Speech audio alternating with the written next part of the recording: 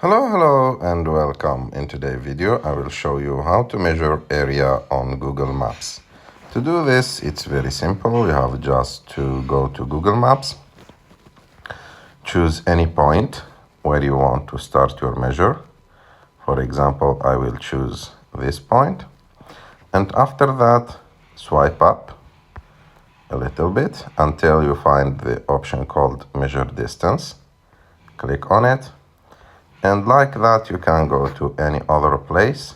For example, I can go to this place.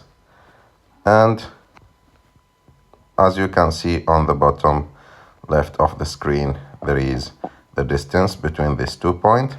And I can add also other points by clicking on plus and go to the other point and click plus again. And you can do it like unlimited time to measure the distance between any points that you want, and to measure the length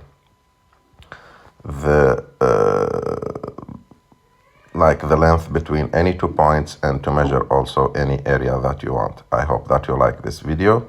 If you like this video, don't forget to subscribe to our channel, to like this video, and see you in the next one.